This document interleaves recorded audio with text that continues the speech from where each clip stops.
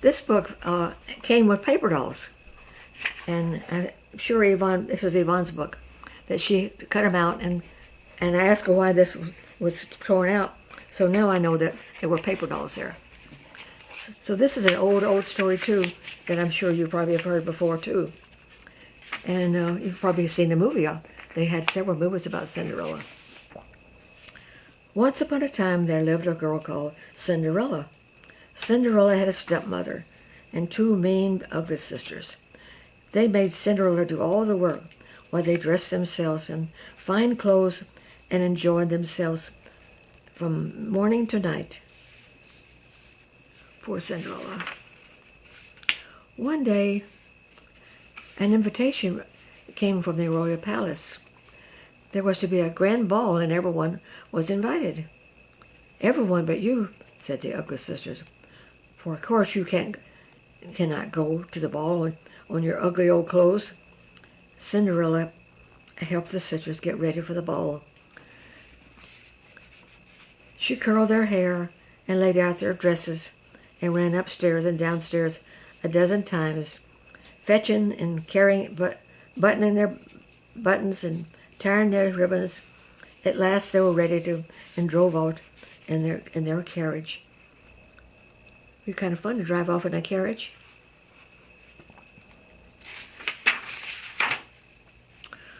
Oh, how I wish I could go to the ball, sobbed Cinderella. Well, my dear, and why not, said a voice. Cinderella looked up and saw a beautiful fairy. I am your fairy godmother, said the fairy. So please stop crying, and we will see what we can do. Cinderella stopped crying at once, and did exactly as her fairy godmother said. Cinderella fetched a pumpkin, a pair of mice from the mousetrap, and a friendly rat from the garden. And the fairy godmother turned them into a carriage, a pair of fine horses, and a splendid footman.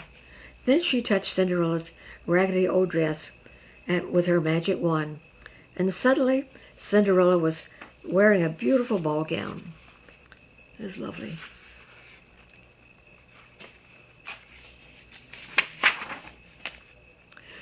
Quickly, quickly, said the godmother, as Cinderella climbed into the carriage, for you must promise to be back by midnight. Cinderella went to the ball and looked so very beautiful that the prince immediately fell in love with her. He would dance with no one else the whole night through. On the stroke of midnight, Cinderella remembered her promise to her fairy godmother, and she ran from the prince, and she ran so quickly that she slipped out of one of her beautiful glass slippers. Just as she left the palace, she entered the carriage turned into a pumpkin, and all Cinderella and the fine things disappeared. Oh, that's too bad.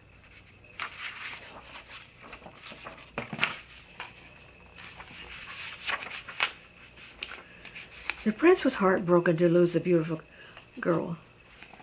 Next day, he sent all his messengers to find the girl whose foot would fit into the tiny slipper. Far and wide, the messengers searched. At last, they came to Cinderella's house.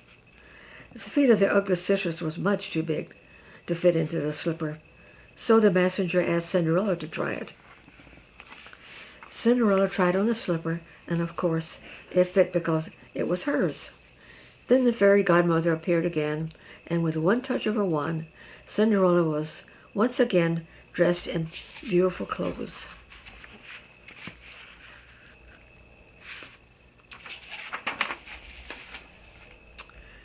A royal holiday was announced for it. It was the wedding day of the prince and Cinderella. Cinderella forgave the ugly sisters and her stepmother, and they all went to the wedding and had a very good time.